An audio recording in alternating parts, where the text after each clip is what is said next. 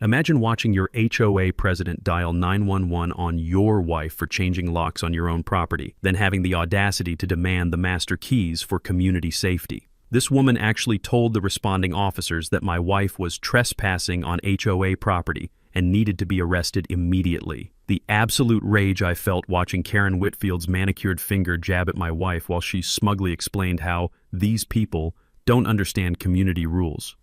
That metallic taste of pure fury still hits me. What Karen didn't know was that my wife wasn't just some difficult resident. She was Deputy U.S. Marshal Sarah Morrison, and she'd been quietly documenting Karen's $400,000 embezzlement scheme for 3 months. What would you do if your HOA tried to criminally prosecute you for improving your own home? Because when my wife finally flashed her federal badge, Karen's face went white as fresh snow, and our entire neighborhood discovered where their missing dues really went. Drop a comment telling me where you're watching from. I bet you've got HOA horror stories too.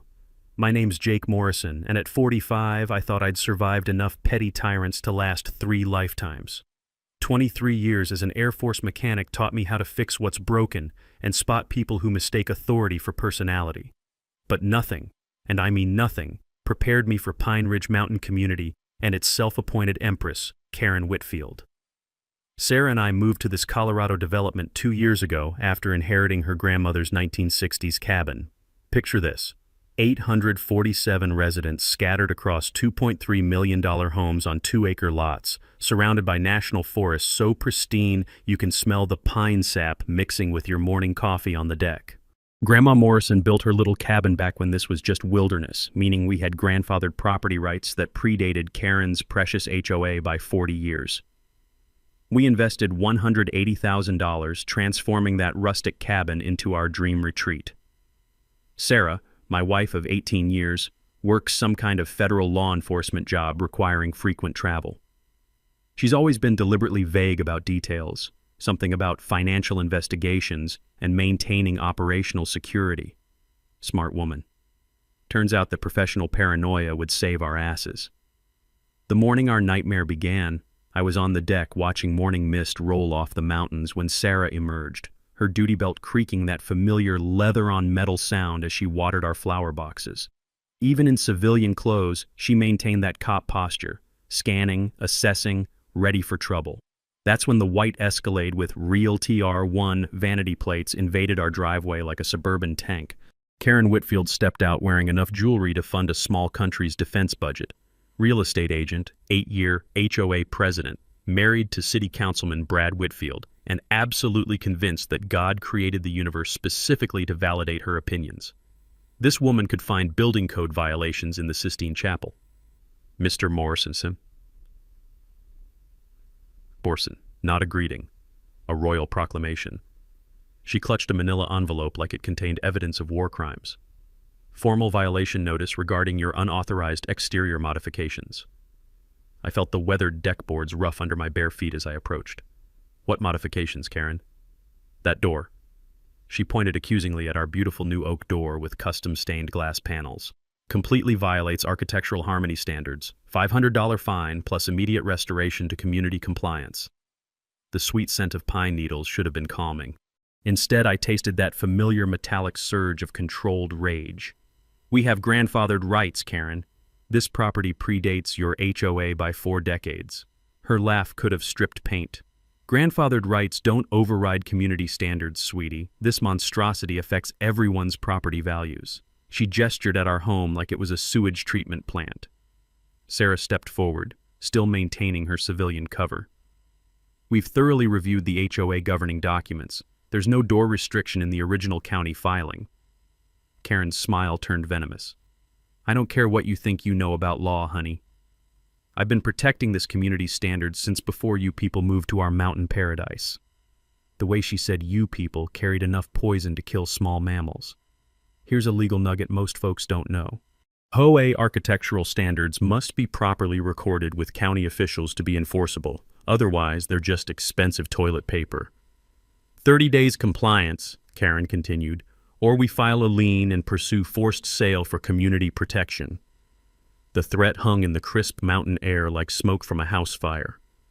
Sarah's wedding ring began that unconscious tap-tap-tap against her coffee mug, the only tell that her professional instincts were engaging. "We'll explore our options," I replied carefully. Karen's predatory smile widened. "You do that, Jake. Some residents need to learn that community harmony requires financial commitment."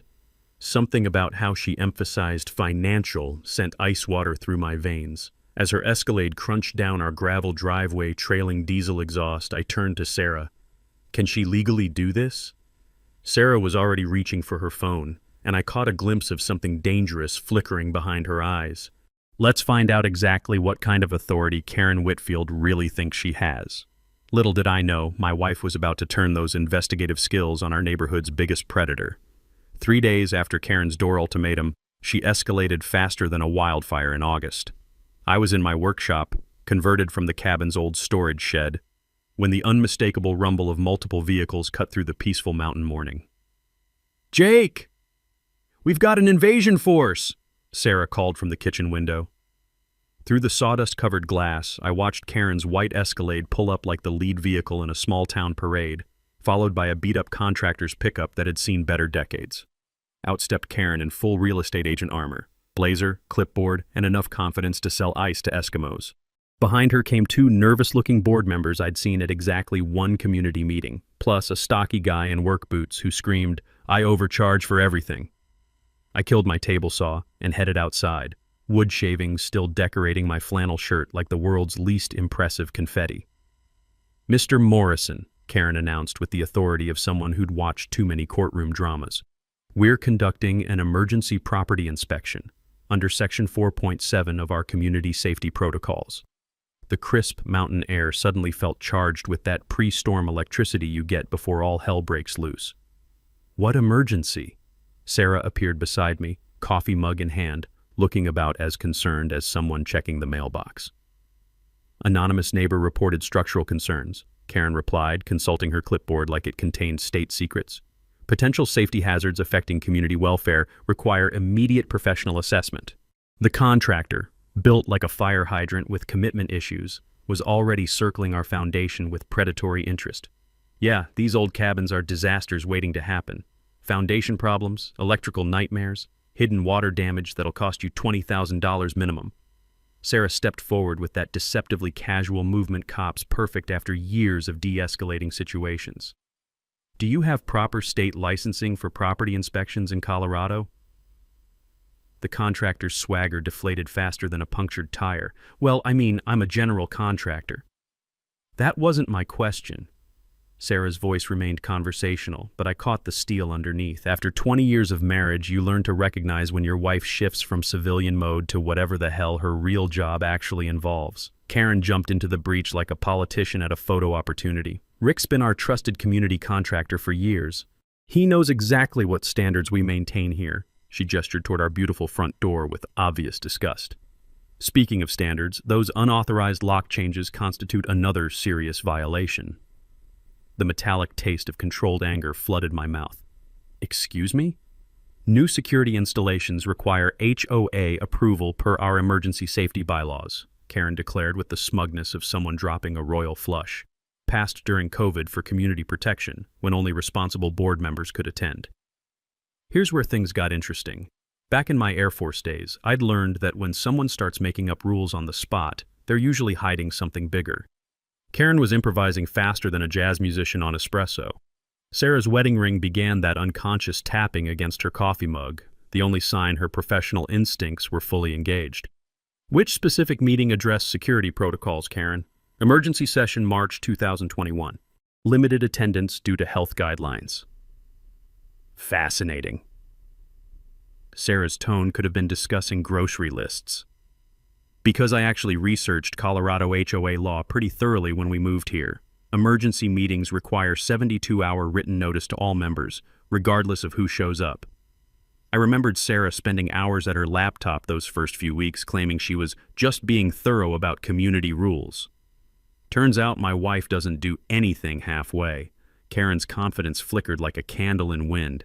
Emergency situations obviously override normal bureaucratic procedures. "Do they?"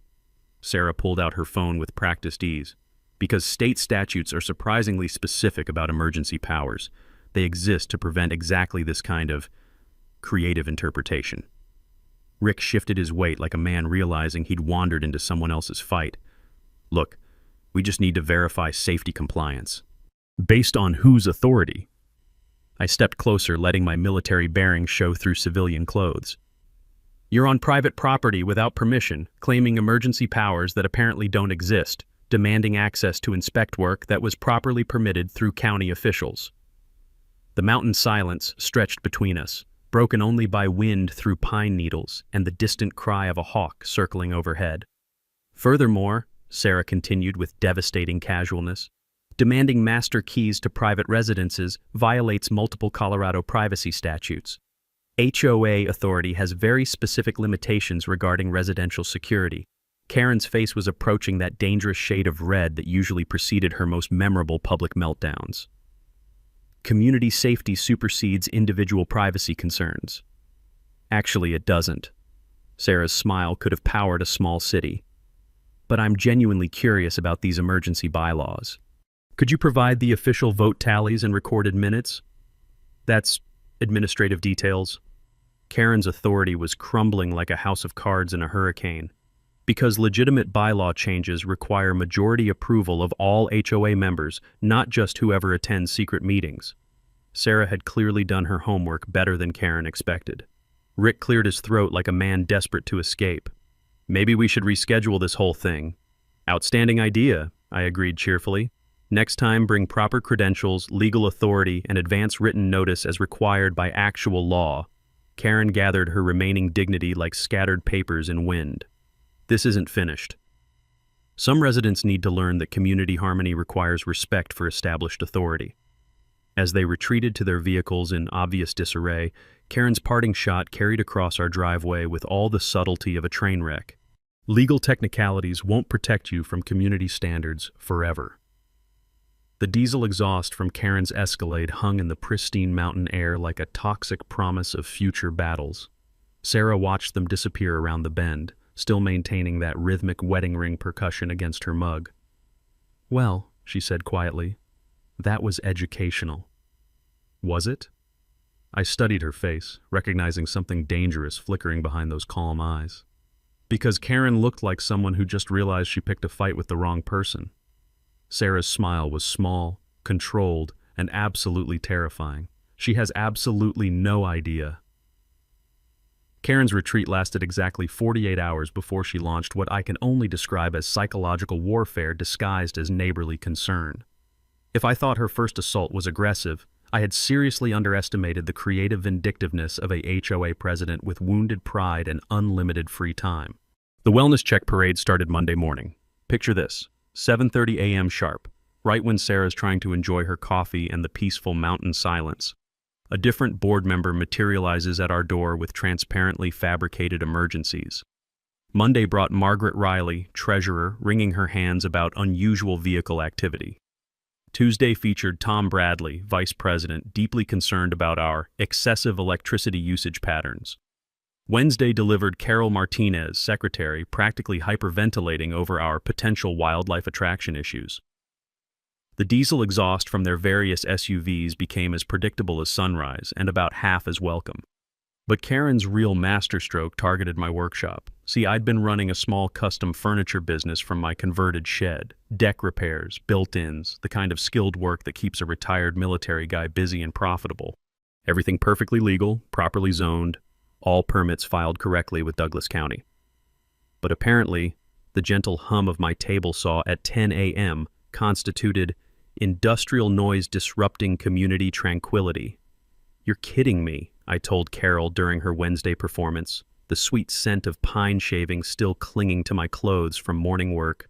A table saw during normal business hours is somehow disruptive? Carol shifted like someone forced to deliver bad news she didn't believe. Well, several neighbors have expressed concerns about the mechanical sounds. Sarah materialized behind me, coffee mug in hand, radiating that particular energy cops develop after years of listening to creative interpretations of truth. Which specific neighbors filed these complaints, Carol? They requested anonymity. How remarkably convenient. Sarah's voice carried enough frost to preserve meat. Anonymous complaints are so much easier to manufacture than legitimate grievances backed by actual people. Thursday morning brought the real escalation. Joe Martinez, city electrical inspector, appearing unannounced with clipboard, attitude, and obvious preconceptions about what he'd find. "Got reports you're running unauthorized commercial operations," Joe announced, skipping basic courtesy entirely. "Need to verify electrical compliance for business use." I led him through my workshop, confident in every wire and outlet. The previous owner had been an electrician. Everything properly grounded, circuits correctly rated, electrical panel installed by licensed professionals who actually knew what they were doing. Joe prowled around for 20 minutes, clearly hoping to discover violations that would justify Karen's harassment campaign. "Everything appears adequate," he admitted with obvious reluctance, "though I'd recommend voluntary compliance review." Compliance with what exactly? Sarah had followed us, observing Joe's inspection with the laser focus of someone trained to spot inconsistencies and motivations. Just being thorough, these older structures sometimes hide problems. Sarah's wedding ring began that telltale percussion against her ceramic mug, tap, tap, tap. Early in our marriage, I'd mistaken it for nervous energy. 20 years later, I recognized it as her brain processing information, connecting dots invisible to normal people. "Joe, you wouldn't happen to play golf with anyone from our HOA leadership, would you?" Joe's professionally neutral mask slipped slightly. "Don't see how that's relevant to electrical safety.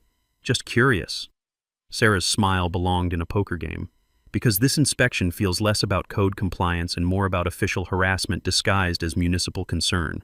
After Joe departed with his lack of violations and bruised expectations, Sarah opened her laptop and dove into what looked like serious digital archaeology.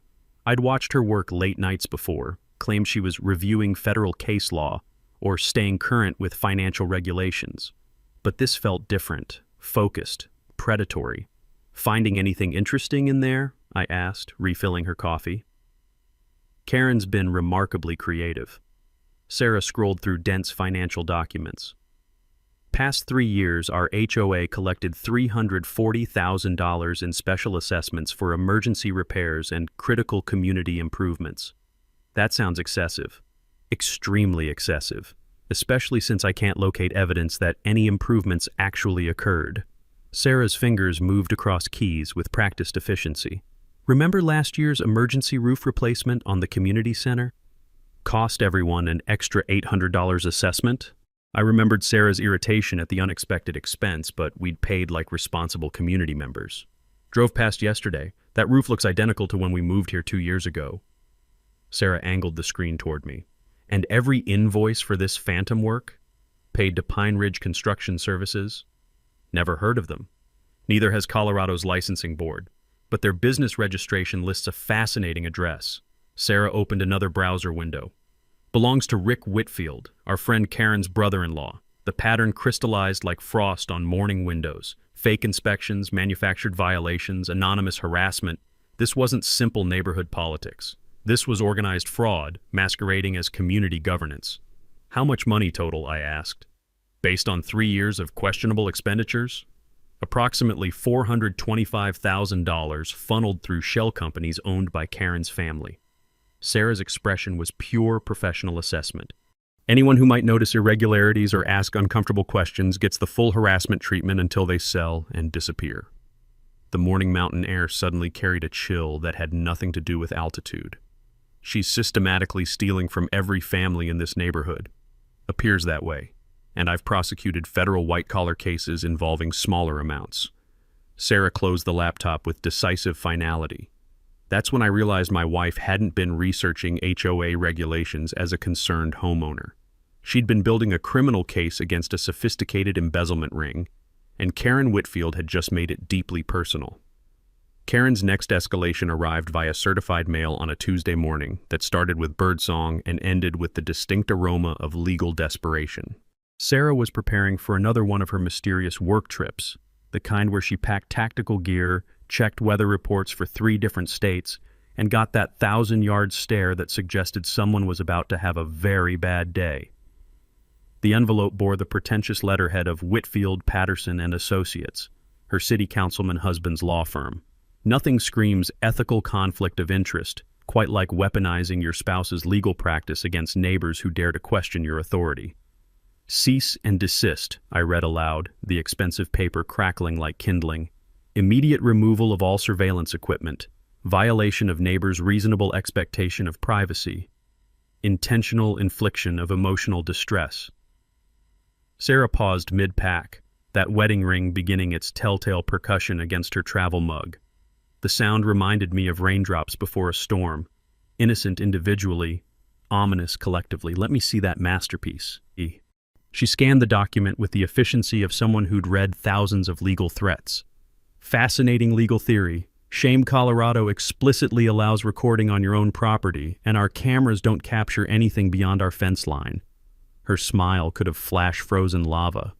Apparently, Brad Whitfield's correspondence course law degree didn't cover basic property rights. The real surprise came Thursday evening while Sarah was off doing whatever federal marshals do when they vanish for 72 hours with minimal luggage and maximum ammunition. Tom Bradley called with the enthusiasm of someone announcing terminal illness. Jake, emergency HOA meeting tomorrow night. Karen's demanding a vote on disciplinary measures. What kind of disciplinary measures? Legal action.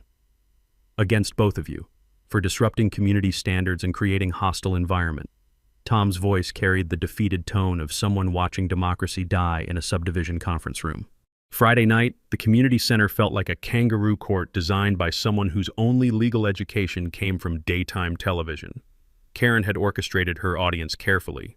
Newer residents who hadn't yet realized their dues were funding her extended family's construction business, plus her usual collection of enablers and social climbers. The air hung thick with stale coffee, nervous perspiration, and the particular tension that precedes public character assassination. Sarah slipped in just as Karen called the meeting to order, choosing a back row seat like someone accustomed to observing situations before engaging.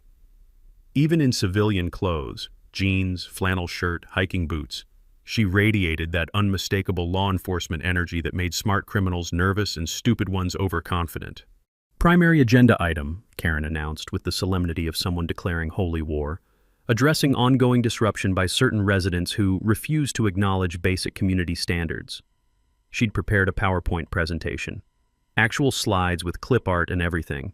20 minutes of bullet points detailing our alleged sins, unauthorized architectural modifications, aggressive surveillance systems, failure to comply with emergency protocols, and my personal favorite, pattern of challenging legitimate board authority. Therefore, Karen concluded with theatrical flourish, I motion for immediate legal action against Jake and Sarah Morrison for willful violation of community harmony and creation of hostile residential environment. The room buzzed with uncomfortable energy. This felt less like democratic process and more like public execution with Robert's rules of order. That's when Karen overplayed her hand spectacularly. These people, she declared, gesturing towards Sarah like she was indicating a toxic waste spill, clearly don't understand that property ownership in quality communities comes with social responsibilities. Some residents need to learn their place. The phrase, these people, hung in the mountain air like smoke from a house fire.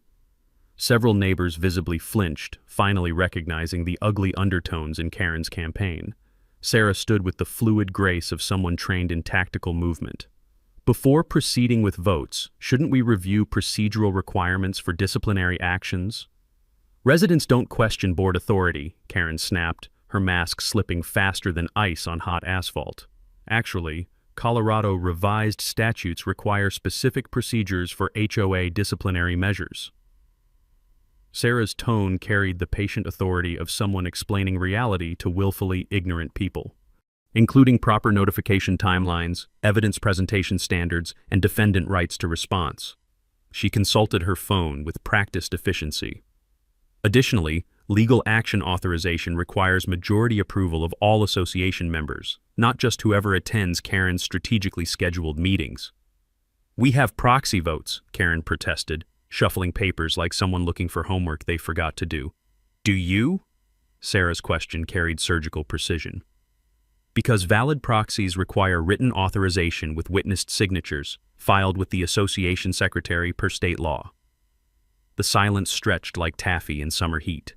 Karen fumbled through her carefully prepared documents, clearly unable to produce the legal foundation for her coup attempt. "Carol," Sarah addressed the secretary directly, "do you have proxy documentation on file for tonight's vote?"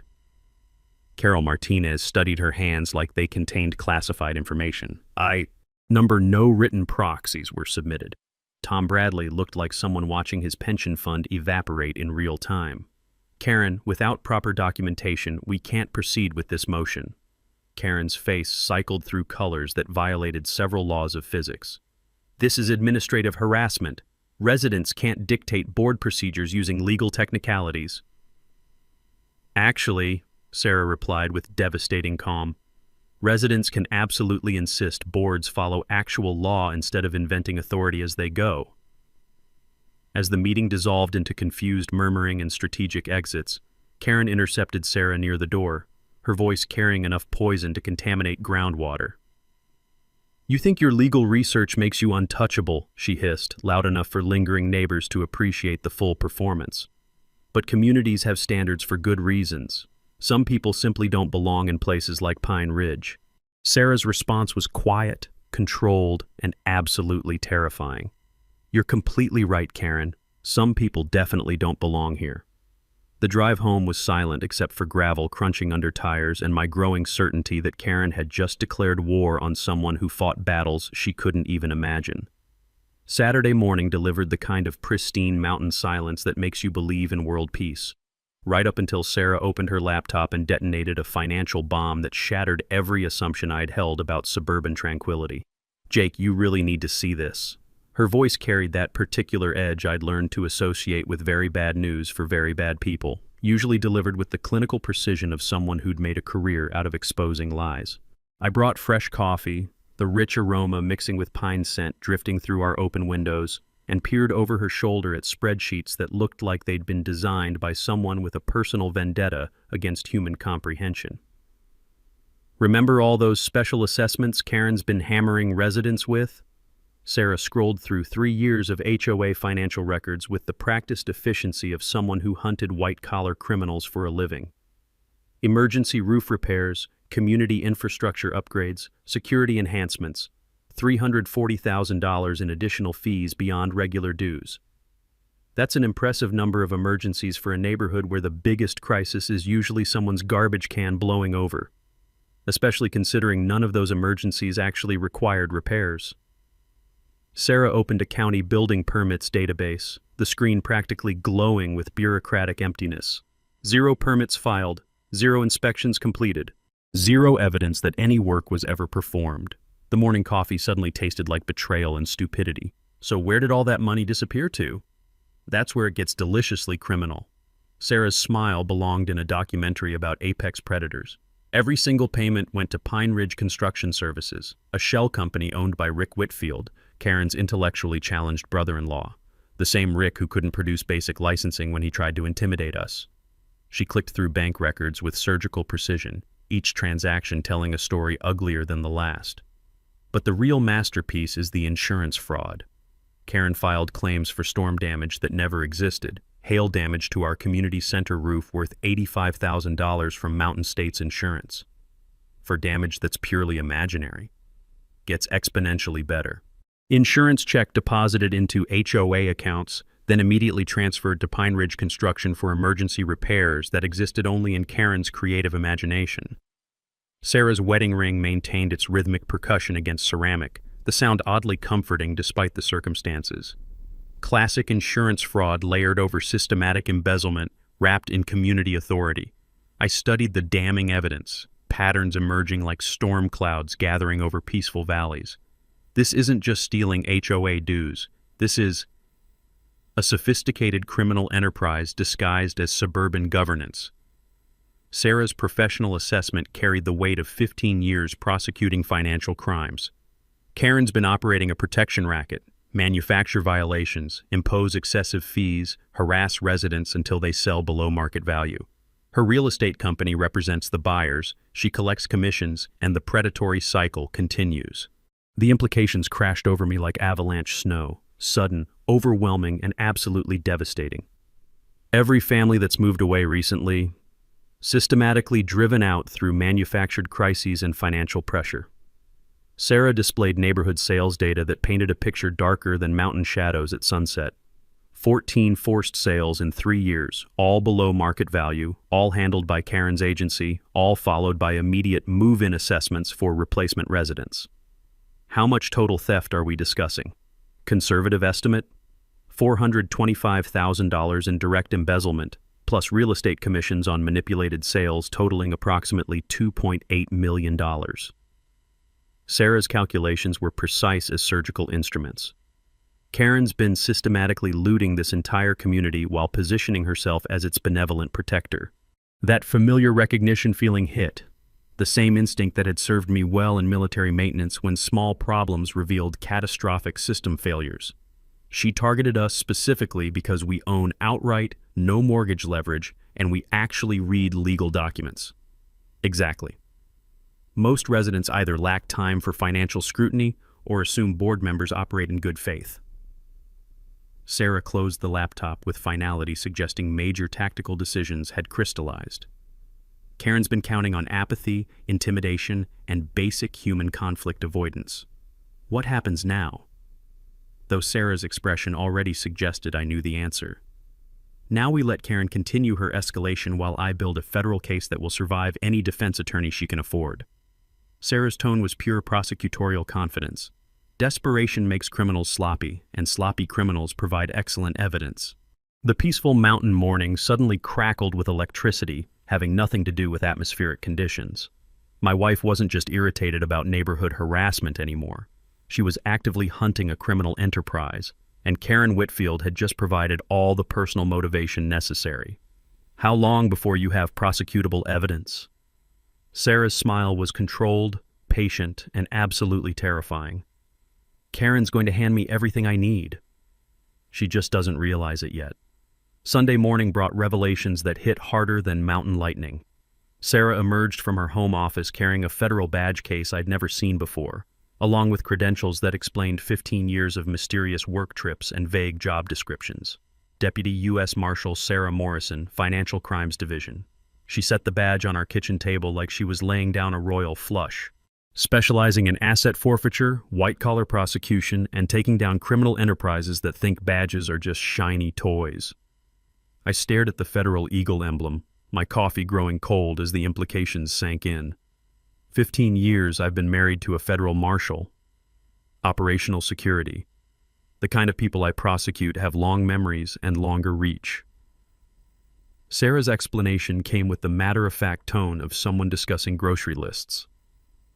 But Karen Whitfield just made this personal, and personal means I stopped playing defense. The scent of fresh pine needles drifted through our open windows as Sarah transformed our dining room into what looked like a federal task force command center.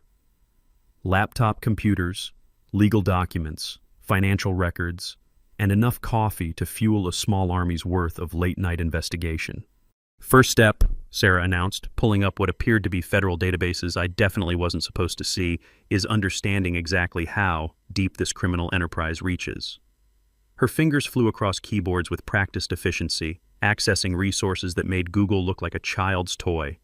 Wire fraud, mail fraud, insurance fraud, racketeering. Karen's checked every box for federal prosecution. When criminals use banks, postal service, or electronic communications for fraud schemes, they've just invited federal jurisdiction to the party. The legal takeaway hit like ice water. Federal crimes carry serious prison time because they cross state lines and involve federally regulated institutions, banks, insurance companies, and communications networks.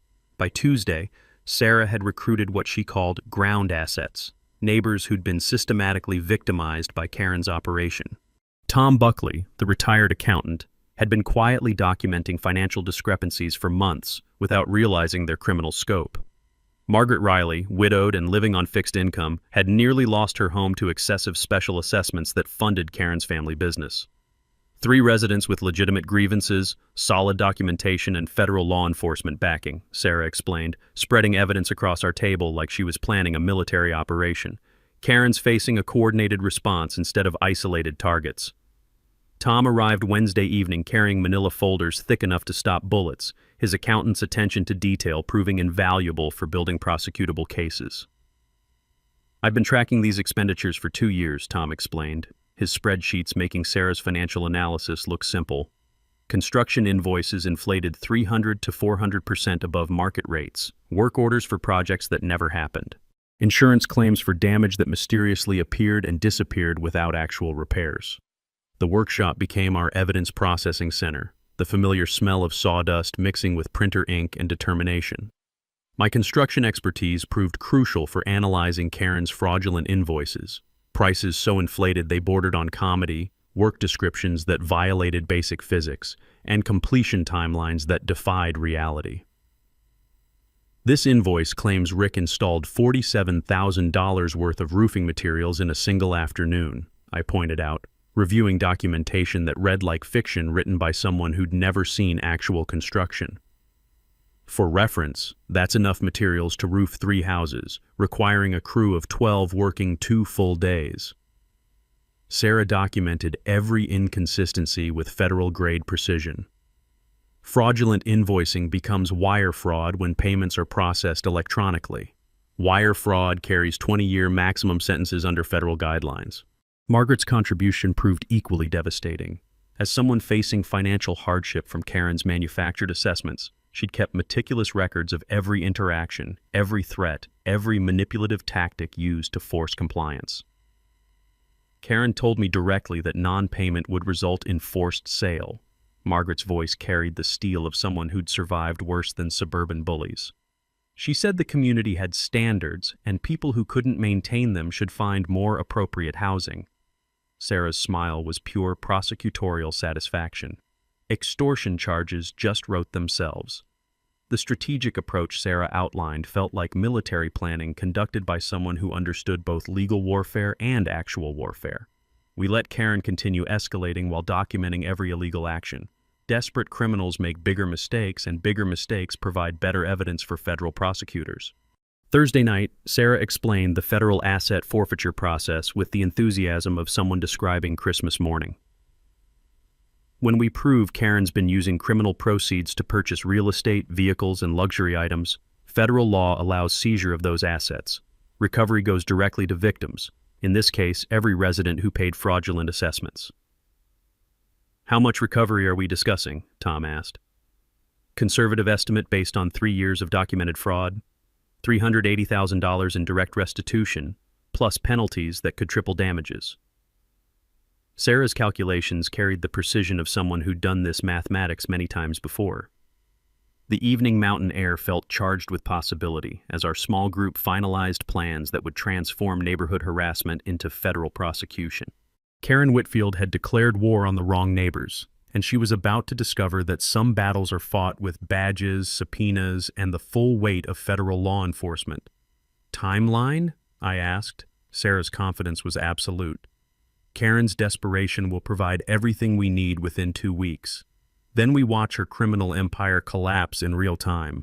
Karen's desperation hit Tuesday morning like a toddler's tantrum scaled up to criminal proportions. I woke to find our meticulously maintained flower beds looking like they'd been attacked by a rabid weed whacker, irrigation lines severed with surgical precision, and $200 worth of landscaping transformed into what could charitably be called abstract art. The morning mountain air carried the acrid bite of fresh spray paint where someone had decorated our security cameras with neon orange graffiti screaming, "Mind your business," in letters that suggested midnight courage and daylight cowardice. Subtle as a freight train through a library, Sarah observed, photographing the vandalism with federal-grade documentation precision. Even wearing my old Air Force t-shirt and jeans that had seen better decades, she moved with that unmistakable cop efficiency that turned crime scenes into courtroom evidence. Should we call the sheriff? I asked, though Sarah's expression suggested she had different plans brewing. Not yet. Let's see how far our HOA president is willing to escalate before introducing her to federal consequences. Sarah's smile carried the patient satisfaction of someone watching mice navigate toward cheese-baited traps. Karen's psychological warfare campaign intensified by Thursday with all the sophistication of someone whose criminal education came from binge-watching crime dramas during wine-fueled evenings. Strange vehicles began parking outside our property at strategic hours. Different cars, rotating drivers, but always positioned for maximum intimidation while maintaining that thin veneer of plausible deniability that Karen apparently mistook for cleverness. The real escalation arrived Friday morning via Margaret Riley's trembling phone call. "Someone tried breaking into my house last night," she whispered, with the terror of someone discovering that suburban safety was purely theoretical. "Around 2 a.m., someone tested my back door handle, then circled the foundation like they were casing the place. When I hit the porch lights, they bolted faster than teenagers caught drinking." "Did you contact police?" Sarah's tone shifted seamlessly from neighborly concern to federal martial assessment mode. "And tell them what? Someone took a midnight stroll around my house?" Margaret's bitter laugh carried decades of being dismissed as hysterical or senile. "Karen would claim I'm suffering age-related paranoia and stress-induced hallucinations." But Margaret wasn't finished. "However, I found boot prints in my flower bed. Work boots with very distinctive tread patterns that I photographed, measured, and documented with ruler comparisons for scale." Sarah's wedding ring launched into its familiar percussion solo against ceramic tap, tap, tap, signaling that her professional hunting instincts were fully activated. 40 years as a paralegal clearly taught you proper evidence collection. Friday afternoon delivered Karen's most spectacularly brazen escalation. While Sarah was mysteriously absent conducting what she vaguely described as federal consultation meetings in Denver, Rick Whitfield materialized at our property with a crew that looked like they'd graduated summa cum laude from Intimidation University. "Routine tree maintenance," Rick announced with theatrical authority, gesturing toward a magnificent pine tree that had been peacefully minding its own business near our property line for approximately half a century. "Anonymous neighbor safety complaints require immediate hazard mitigation." The chainsaw roared to life before coherent objections could form, its mechanical violence echoing off mountain slopes like industrial warfare.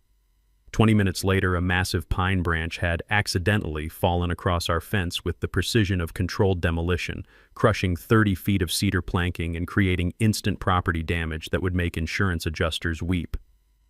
"Whoops," Rick declared with all the sincerity of a politician apologizing for campaign finance violations. "These old trees can be real unpredictable. Better get that fence repaired immediately. Community standards mandate proper boundary maintenance." His repair estimate read like extortion dressed in contractor clothing. $3,200 for materials and labor that any legitimate business would charge $800 to complete. The invoice bore Rick's signature with flourishes suggesting someone who believed his own authority was legally meaningful. The crisp mountain afternoon should have inspired peace and tranquility, but instead crackled with the tension preceding either complete surrender or total warfare. I documented the accidental damage from multiple angles, noting how chainsaw cuts revealed deliberate directional felling that could only result from intentional sabotage.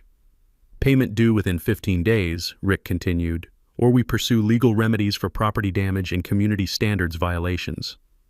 That evening, Sarah returned from Denver carrying manila folders thick enough to stop small arms fire and wearing the expression of someone who'd just acquired significant tactical advantages in an ongoing war. "How was your day, honey?" she asked with the casual tone of someone discussing weather patterns while tactical nuclear weapons were being positioned in the background. "Karen's intellectually challenged brother-in-law destroyed our fence and wants $3,200 to repair his own vandalism," I reported, showing evidence of Rick's handiwork. "Plus, someone's been conducting late-night intimidation tours around Margaret's house." Sarah examined the destruction with professional thoroughness, paying particular attention to chainsaw cut angles and Rick's laughably inflated repair estimate.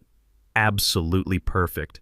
Karen's escalating from financial fraud to property destruction and witness intimidation." "Perfect how exactly?"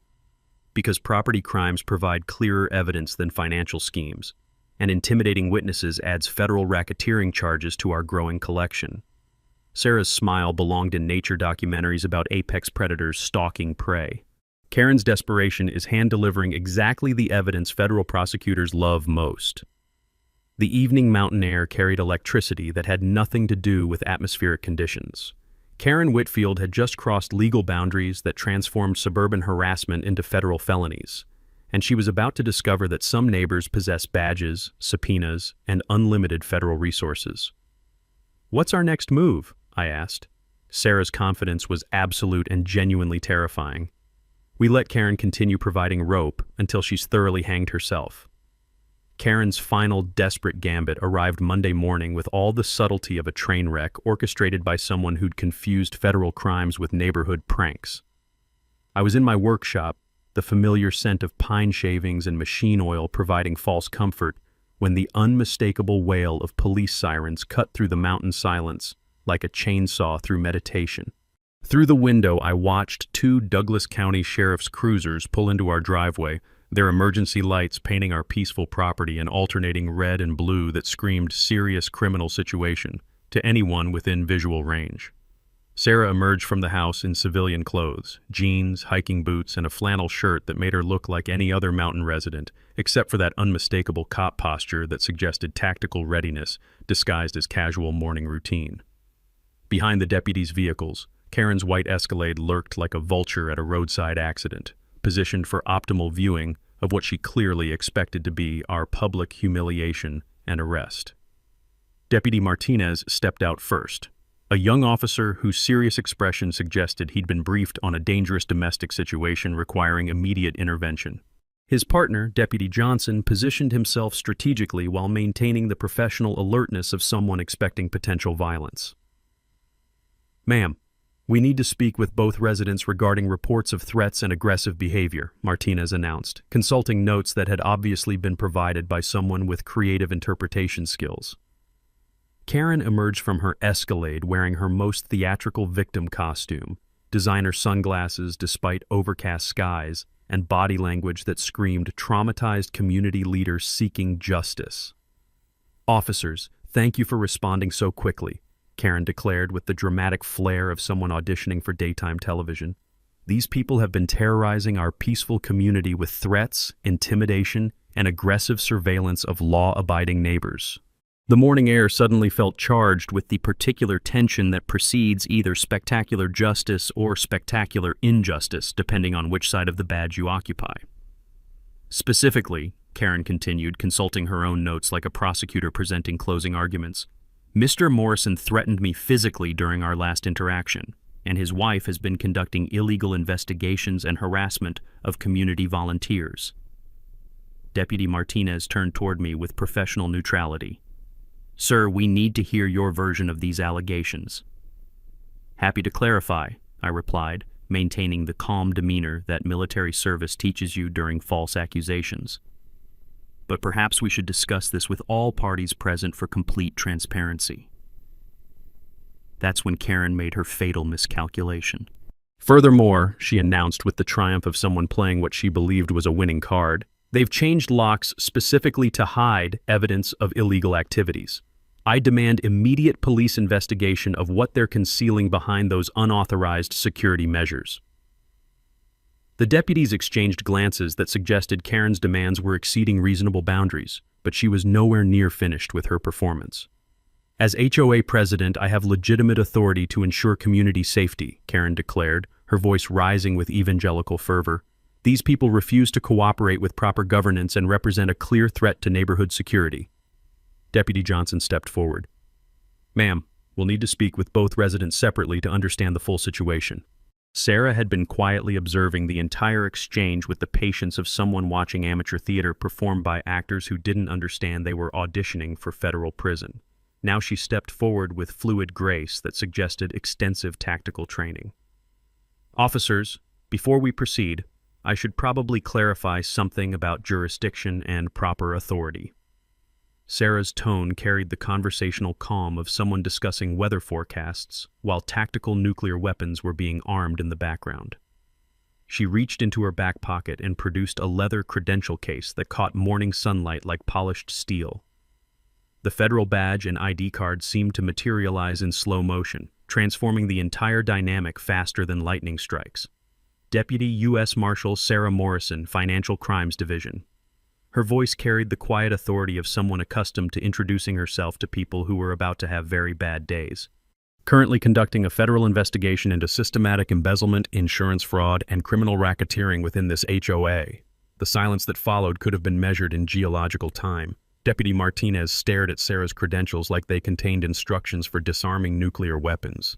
Deputy Johnson's expression shifted from routine domestic call to, "Holy shit, we just walked into a federal case." Karen's face underwent color changes that violated several laws of physics, cycling from confident pink to confused pale to absolutely terrified white in approximately 3 seconds. What? This is ridiculous." Karen's voice cracked like ice under pressure. "She's abusing federal authority for personal vendettas. This is government overreach targeting innocent community volunteers." Sarah's smile was surgical precision wrapped in professional courtesy. "Actually, Mrs. Whitfield, filing false police reports constitutes a felony under Colorado state law. And when those reports are designed to obstruct federal investigations, they become federal crimes carrying substantially longer prison sentences." Deputy Martinez found his voice first. "Marshal Morrison, we had no knowledge of ongoing federal investigation." "No reason you should have," Sarah replied with the calm efficiency of someone who'd navigated similar situations countless times. "But now that you're here, perhaps Mrs. Whitfield would like to explain why she's been systematically filing false complaints against federal law enforcement officers." Karen's desperation reached peak visibility as she realized her master plan had just transformed her from predator to prey. "This is all a misunderstanding. Community standards require appropriate oversight." Sarah's response was quietly devastating. "You're absolutely right, Karen. Community standards definitely require appropriate oversight, federal oversight." The mountain morning suddenly felt like the calm before hurricanes, and Karen Whitfield was about to discover that some storms carry badges, handcuffs, and the unlimited resources of federal prosecution. The emergency HOA meeting that would destroy Karen's criminal empire arrived Thursday evening like a perfectly orchestrated storm. The community center buzzed with nervous energy as residents filed in, drawn by Karen's desperate email claiming federal harassment and government overreach targeting innocent volunteers. The air hung thick with anticipation, stale coffee, and the particular tension that precedes either spectacular vindication or total annihilation. Karen had packed the room with her remaining supporters, mostly newer residents who hadn't yet connected the dots between their excessive fees and her family's construction business. "Ladies and gentlemen," Karen began with the theatrical authority of someone making a final stand, "we're facing an unprecedented attack on our community values by residents who've weaponized federal resources for personal vendettas." She gestured towards Sarah and me like we were exhibits in a criminal trial.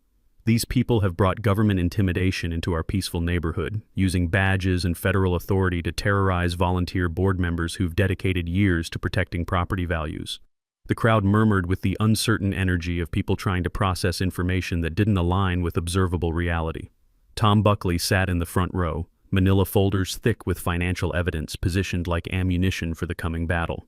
"Furthermore," Karen continued, her voice rising with evangelical fervor, "I have documentation proving systematic violations of community standards, aggressive surveillance of law-abiding neighbors, and deliberate attempts to undermine legitimate HOA authority."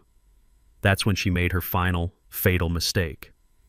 "The federal marshal sitting among us tonight," Karen declared with the triumph of someone revealing the villain's secret identity, "has been conducting illegal investigations using government resources for personal benefit.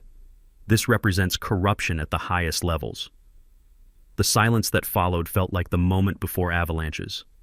Every eye in the room turned towards Sarah, who sat calmly in civilian clothes, jeans, flannel shirt, hiking boots, looking like any other mountain resident except for that unmistakable law enforcement energy radiating from her like heat. Sarah stood with the fluid grace of someone trained in tactical movement, producing her federal credentials with practiced efficiency. The badge caught overhead fluorescent lighting like polished steel, transforming the entire atmosphere faster than mountain weather changes. "Since Mrs. Whitfield has made my professional identity public," Sarah announced with the calm authority of someone accustomed to addressing hostile audiences, "let me clarify the actual situation for everyone." She moved to the front of the room with confident strides that suggested courtroom experience and zero tolerance for theatrical nonsense. "I'm Deputy U.S. Marshal Sarah Morrison, Financial Crimes Division, and I've been conducting a federal investigation into systematic embezzlement, insurance fraud, and criminal racketeering within this HOA." The community center erupted in confused murmuring as residents processed information that shattered every assumption about suburban tranquility. "Over the past 3 years," Sarah continued, her voice cutting through the chaos with surgical precision. Your HOA board has collected $425,000 in fraudulent special assessments for repairs that were never performed, funneling that money to shell companies owned by board members' family. Tom Buckley stood up, financial evidence ready for public presentation. I have documentation proving every claim Marshall Morrison just made. Invoices for phantom work, insurance claims for damage that never existed, and payments to construction companies that exist only on paper. Karen's face cycled through colors that don't appear in nature as her carefully constructed authority crumbled like a house of cards in a hurricane. This is all lies, administrative errors, accounting mistakes. Then perhaps, Sarah replied with devastating calm, you can explain these insurance claims for storm damage that never occurred. She produced photographs of the community center roof, unchanged since construction, alongside insurance documentation showing $85,000 in fraudulent claims. The evidence landed in the room's collective consciousness like bombs detonating in slow motion. Margaret Riley stood up, her voice carrying the steel of someone who'd survived worse than suburban bullies. Karen told me personally that residents who couldn't afford special assessments should find more appropriate housing. She's been systematically driving families away to increase her real estate commissions. The crowd's energy shifted from confusion to growing anger as residents realized they'd been funding Karen's criminal enterprise disguised as community governance. That's when the federal cavalry arrived. The community center doors opened to admit 3 agents in tactical gear bearing U.S. Marshal patches, their presence transforming neighborhood meeting into federal crime scene. Sarah's colleagues moved with practiced efficiency, positioning themselves strategically while maintaining professional courtesy.